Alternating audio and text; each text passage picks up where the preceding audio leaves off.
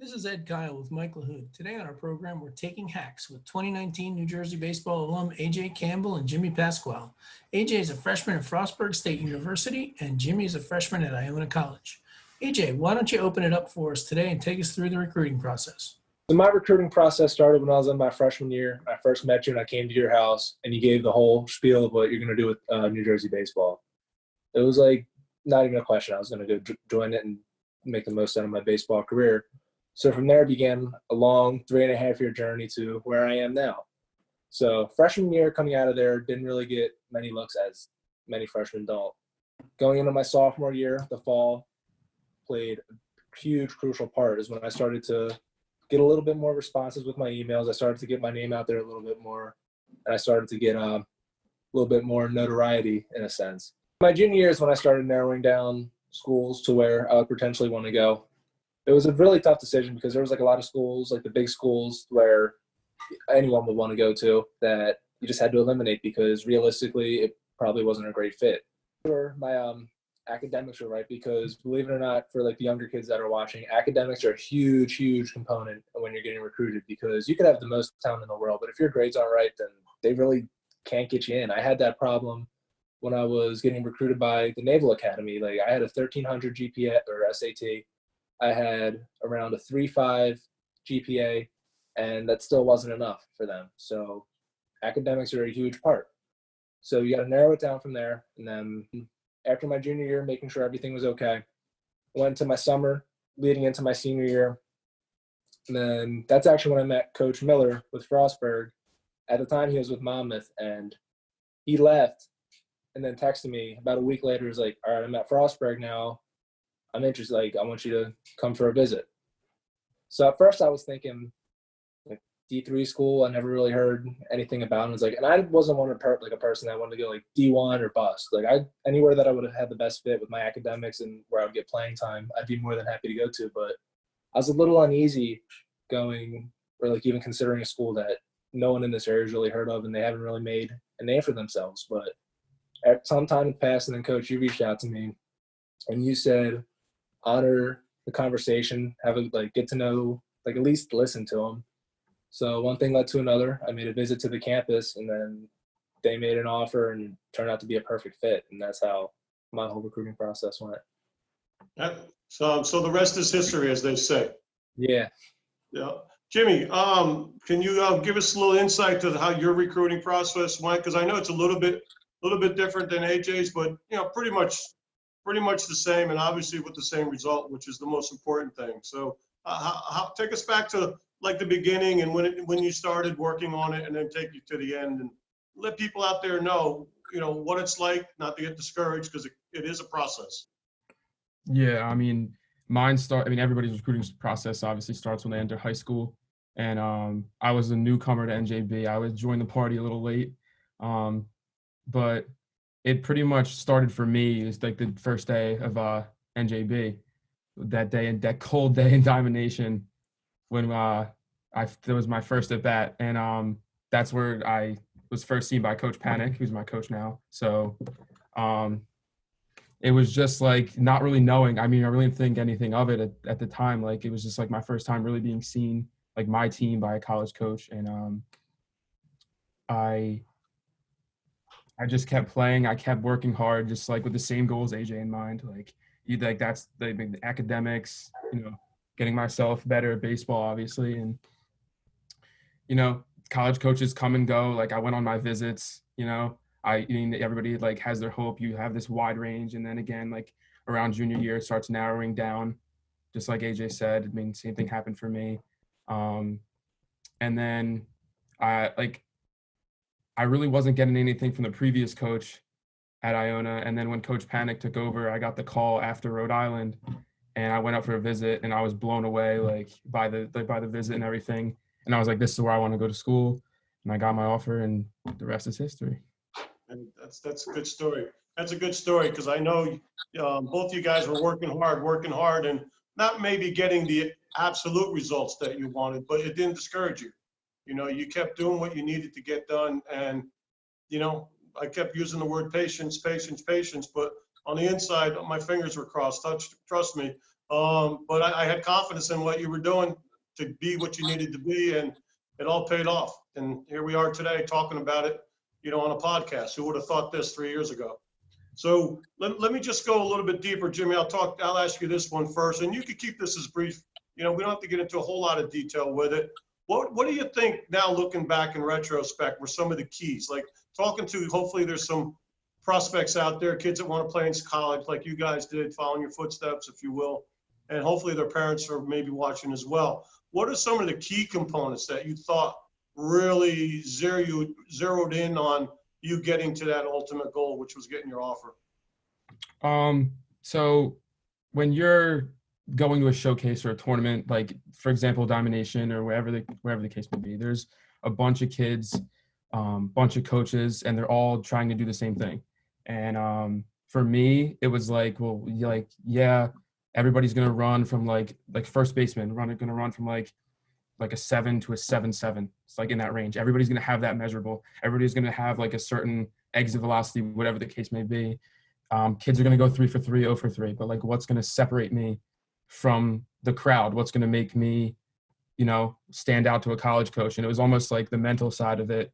Like that's a huge component, and like you have to be a business person almost and present yourself to these coaches that could ultimately give you an offer. Yep. No, you nailed it. And that's a big part of it right there. That's a big part of it. Then you're talking about the pro workout that, you guys attend when you go to either the team showcases or the individual showcases, and it plays a big role. A lot of kids don't realize how important being good at running the 60 and throwing the ball across the diamond and all those little things, along with the basic mechanics of playing the position.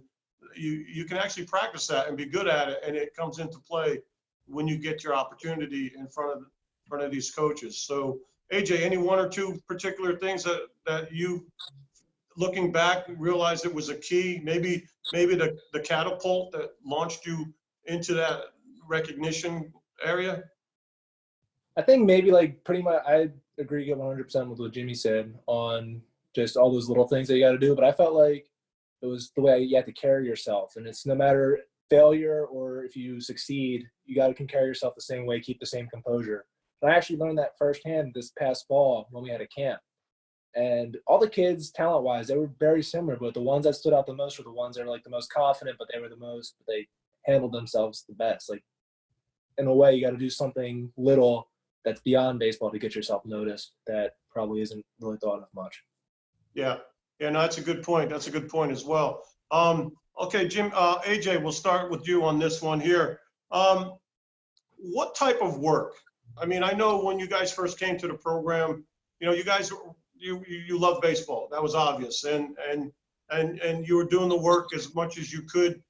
But a lot of it, and I'm not saying this may be particularly to you two, but a lot of prospects, or wannabe prospects, they really work on, hitting and throwing, and they won't really pay too much to their body, and I know the term I used to use with you guys a lot, you have to prepare your body for what you're about to put it through.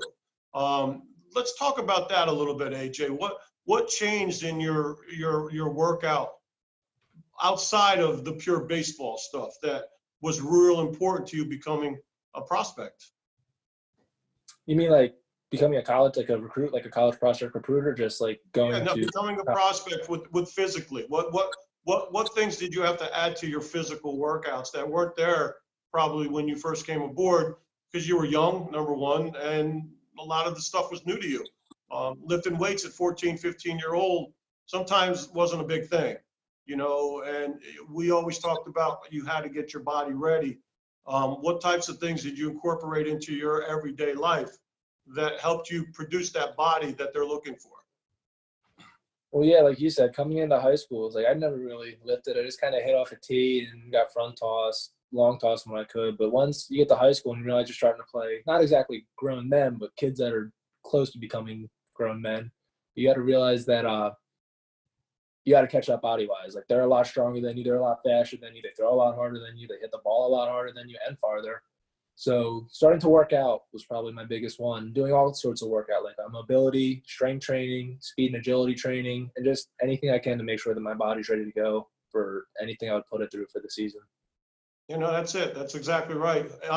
Jimmy, anything you want to add to that? Because I know you and AJ both, work really, really, really hard. Anything you want to add to that or agree with that or anything else that people out there might want to hear? No, I think, AJ nailed it just with the whole, mobility is probably the hugest thing, just because like preventing injury and stuff. And then once you start to lift and you're mobile when you lift, like you just become much stronger, and then you're eventually able to do whatever you want with a baseball. Yeah. Yeah, no, that's good too. No, and one of the things too that you can't control, you guys were fortunate with that, is you can work as hard as you want, but if Mother Nature doesn't do her part, it's very difficult to become that prospect that you're looking for to go through maybe a bigger school, play in a bigger conference, or whatever your goals may be. And I think that's an over missed point. There's a lot of people working on big swings and throwing hard, but a lot of that has to do with Mother Nature at the end of the day. Your training's only going to take you so far, but Mother Nature has to help you out a little bit. And you guys did all the right things, and everything fell in place for you. So now we talked a little bit, AJ, you talked about education and your grades and things like that. And we both just touched upon, getting your body strong, the physical part of it, and how hard you work for the baseball side of it. And the other head about becoming and developing into be a better player and hopefully a prospect is competition. When you came to NJB, it was maybe a little bit different, maybe not what you had before, but, we played good competition. And how important, talking again to kids out there that might be listening or high schoolers, how important do you feel the competition plays in that role of developing that whole player, that whole prospect? I think it's critical because it gives you perspective on what you're up against to become the next best athlete in anywhere you want to go. My first wave that I really gained that perspective was when I joined NJB and we're playing kids all up and down the Eastern Seaboard, essentially, just knowing that, hey, it isn't just New Jersey. There's kids from Connecticut, North Carolina, Virginia that they can play too. It's not just granted, we're South Jersey. We're very fortunate that we have a very large cesspool of talent here, but it's also in other places too that have that collections too. No, that's good. Jimmy, anything you want to add to that? Just us as our age, progressing, we're seeing how other kids are progressing. So I go to a tournament, I see well, this is what a 90-mile-an-hour fastball is going to look like day in and day out. This is what a lefty that can, pull the ball down the line. I got to be ready for this. When I'm at first base, you're seeing what you have to prepare for, and you're getting a barometer of how you should be developing. And if you're falling behind that curve, you know what you need to adjust for your work. And obviously, when you start getting older, you have less time. But going into college, one of my last tournaments with NJB, seeing what I'm going to need to be ready for when I show up. Yeah, and that's a great point because I like going to competition like that just for benchmarking. Gives you guys a benchmark and then seeing it, like you said, seeing it live. It's one thing to talk about an 88, 90 guy. It's another thing to stand in there and hit against him. And God forbid he has a second pitch or a third pitch, but it's all part of it, and that's why we never worried about winning. Right? It was always we either won or we learned, and you guys were the epitome of that attitude. And we've been fortunate to have a lot of kids in our program that felt that way. So for one last thing to move on from this actual part of the conversation, do you feel, Jimmy, you can start off with this one. Any one thing that you think put you over that hump, or do you still think it was a lot of the little things that we just talked about? And when I mean over that hump, to get you to become, when you were at the point when you knew, hey, you know what, in conversations with myself and your dad, we talked a lot, AJ, same with you, where you knew I am a prospect and I why not me?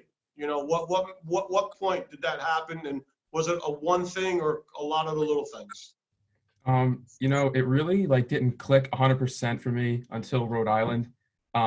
It was a tournament where I did really well, and I was able to I think, hey, and it was towards the end too, where things were starting to look a little gloomy, and I was hey, there's no reason that I can't do what everybody else before me has done, because I just proved myself right here.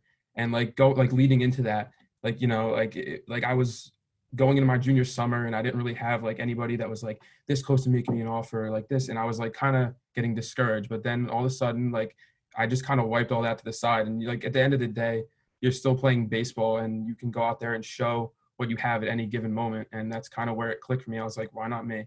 You know? Yeah.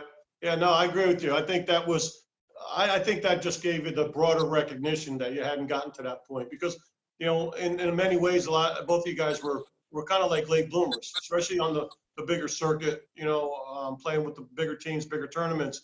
And I think that definitely put you on the map and gave you that broader audience, if you will. The game was lively, streamed live on the internet, you know, the championship game. And, you know, I got a lot of phone calls after that. So I think you keyed in on a good thing. That's a good perspective. AJ, how about for you? Anything similar or just a lot of the little things that you already talked about? I would have to say the big key defining moment when I knew that I was like a legitimate college prospect and I could do it at both ways was when that one Future Stars tournament at Rowan in the fall, I believe. And after the game, Coach Rob Hardy, who was at Bloomsburg at the time, came up to me and he was interested in me strictly as a position player. And you and I both know it's always been, hey, Campbell's a pitcher, Campbell's a pitcher, Campbell's a pitcher. But he was the first coach that really showed interest as a position player. And that was kind of like my mental switch that was hey, this is a legit Division II program. This is a very knowledgeable coach. You can do this. Like, there's no reason not to now. Just use that as motivation to keep getting better. Your time will come. Yeah, no, I agree with you too. I know exactly the day you're talking about and the conversation you're talking about. And I remember the conversation that you and I had after your conversation with Coach Hardy. And I believe that was your hallelujah day too. So that's good. That's good. So let's skip forward. You both are big shots now. You're college athletes. You know, you had, unfortunately, your first season, which was shortened. I don't know, AJ, I think you got 15 games in. Jimmy, how many did you guys get in? 17, if I remember correctly. 17? Yeah. And I know, you know, Jimmy, you were just starting to come on. You were starting to get comfortable. I could tell you were starting to rip the ball, starting to drive once I saw and I was reading and heard from Coach Fanning, you're starting to drive the gaps. I knew you were finding your groove. AJ, same thing with you. I mean, you started off hot, you stayed hot. You know, you were actually nationally ranked in a lot of D2 categories, offensively and on the bump. So you guys got it rolling, and then before you knew it, it was gone. So it's kind of difficult. But let's look past the unhappy ending, if you will, or the unfortunate ending. Let's talk about college. When you got there, Jimmy, I'll start you with this one. Expectation to reality. My expectation, I don't know how I really expected it because it's kind of all like a blur going right in. But I mean, I definitely expected it to be a challenge, and it was. The reality of it is like you're playing. I remember you always used to tell me, like, you know, as you get older, this starts to happen with talent. And like now that you're here in college, this is where like all the kids that made it to that top part of the pyramid are, and you're playing with all kids like this. So it's the best talent you've played against in like travel ball, high school ball, all put together. So, and then that combined with the work, like you have to work, think about how hard you worked in high school and multiply it by 3. Like you have to work so hard. Being a student athlete is probably one of the hardest things I've had to do easily just because of the workload. I mean, I'm doing pre-med, and I don't know, AJ, you're doing, what is it? Mechanical engineering. Yeah, both, and that combined with the workload physically of a college baseball player, it's extremely difficult. You're gonna have to, you know, you got to love being in all of that. Yeah, Jimmy and I talked a little bit when we were waiting for everybody to come on board, and you know, he identified that you have to work really, really hard to get there, but you have to work. Well, he said 3 times. I think it's more than that, but Yeah. 3 times harder to stay there. And so, AJ, with that being said, obviously, I think what Jimmy just identified is something I've always said, that being a student athlete is probably the hardest thing you'll do in your early life. Anything you want to share, you know, along the lines of what Jimmy just said, of your expectation to reality once you got there? I kind of want to expand on the one point he made about like the pyramid. There's an actual stat that only 6% of kids coming out of high school end up going on to play collegiate baseball. So that right there was the biggest that right there was probably like the biggest aspect of expectation versus reality, because you're a lot more disposable because everyone is talented in college. It isn't kids in high school that just don't get cut because feelings don't want to get hurt. Everyone can play. Everyone's a good athlete. Like, you're not unique anymore. Like, you don't stand out on the field. Like, now you're starting from ground zero essentially, and that was kind of the biggest expectation versus reality. What I got, because I expected to have early lifts. I expected harder classes. I mean, granted, I also did get a bit of a wake up call with that because classes are a lot harder, and it's one thing to expect a 6 a.m. lift, but it's another thing to actually wake up for a 6 a.m. lift and then have to balance that with school and like lack of sleep. But the biggest reality check I got was that you're not the only one. You don't stand out on the field anymore. You're starting from ground zero. You got to build your way back up. Yeah. So would it be fair to say, guys, and you can answer it with a yes or no, this is something that the guys out there who are trying to do what you've already accomplished, this is one of the things that they really have to be prepared for. They have to make sure their study habits are right there where they need to be. And at the same time, your work ethic for your body, your baseball skills, all that it has to be at the top of the game as well. And then if you're lucky, you want to try to have some semblance of a social life. So do you think that's something that would, if you knew exactly how it was going to be when you got there, that maybe you could prep yourself a little bit more when you were, doing your travel ball and your high school ball, or just basically these guys just make sure they're sharp on all fronts? I still think it's just something you got to experience before you can you can't really prepare yourself for what it's like. You can look up all the information you want, but you really can't prepare for just the reality check and the wake up call that you get by being on your own for the first time and having to embrace more responsibility and more adversity just right off the bat. Yeah, I agree with you. That's kind of like the living social part of. It's one thing to hear about an 88, 90 guy. It's another thing to face them. I think that's a good point. Jimmy, what were your thoughts on that? Yeah, I mean, it's obviously different for everybody, getting into college and how they adjust. But one thing that's definitely the same, it can't be like a chore. Like, it's a lot, and like we're saying up here, like, oh, it's a lot, but like you have to really love it. Like, you have to love waking up because like you love the game. You have to love like studying because it's gonna, get you a job, or it's gonna help you stay on the field, or whatever the case may be. But like you have to genuinely enjoy all of the hardship you're going through. But it's really not at the end of the day when you're like, this is where I am, this is where I want to be, and this is what I want to do with my life. So like if you don't like it, like then it's probably not for you.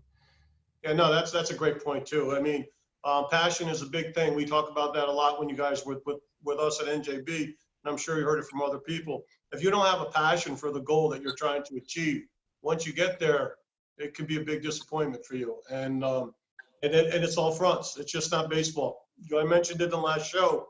A lot of guys think, oh, I'm so good, I'm going to play no matter what. No, if your grades aren't there, the school doesn't even control it. The NCAA does. So, and you guys are both good examples of that, because I know you're both still killing it in the classroom as well as performing on the field. And I know both coaches are real happy to have you guys, and are looking forward to the next 3 years with you. So, or maybe 2, who knows?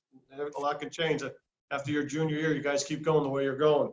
So, in just an outline, we don't need to go into too much detail, because I know a lot of people that I talk to, a lot of the players that we have now in the program, they want to know what a day's like. Like they'll say, Coach, what's it like when you're in college? Because they're thinking, I don't mean this in a disrespectful way, but they're thinking, maybe parties and girls and, all that kind of stuff. But they don't realize the regiment that starts usually with early morning workouts.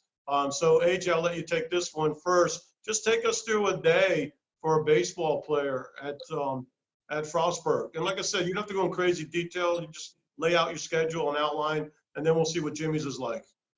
So what's it like to be at Frostburg? What a student baseball player at Frostburg? Well, usually lifts are first thing in the morning, because baseball, football, and basketball, maybe men's lacrosse, like they're your 4 big money maker sports in the school. So they want to make sure you're in the best shape, so you get like the prime time of the lifting. So you're first thing in the morning, crack of dawn. So you're waking up 5:30, 6 a.m., and then you're heading to the weight room. You get your lift in, shower, get changed, maybe get a little bit of breakfast, go to class. That's for about 2 to 3 hours. Then you squeak in about a few minutes of lunchtime, and then you go back to class again. And then once you're done your day with classes, you go right to your locker room, get changed, get ready for practice. That depends on how well you do. So if you have a bad day, it'd probably be a little bit longer. But you get done with practice, get something to eat, and then it goes right to study hall. So it's just a nonstop day of baseball and schoolwork. I mean, again, you got to love it, and I love every second of it. There's days where it's like harder than others, but it's a full day, and you get tired by the time you get back to your dorm room. Yeah, and that's what people don't realize, and I think it's really good for you guys to be sharing, to the people that are listening in to us tonight. Jimmy, what's it like being what's a day like for a baseball player at Iona College? In the fall, in the spring, it's different. So I'll take you through a fall day because it's just easier to go through. So wake up, first thing we do is practice. Usually in the fall it's like around 9, and then we have lift right after that, and then the rest of the day is classes. But this chunk of the baseball in the morning, you have a chunk of class, so then you're physically and then mentally exhausted by the end of the day. It just makes it really easy to sleep. Yeah. But it's definitely difficult, and there's times where class will conflict with practice for me, and I'll have to be scrambling all over the campus, to get somewhere on time. But you're always doing something from the moment you open your eyes to the moment you fall asleep. So yeah, it's long days. I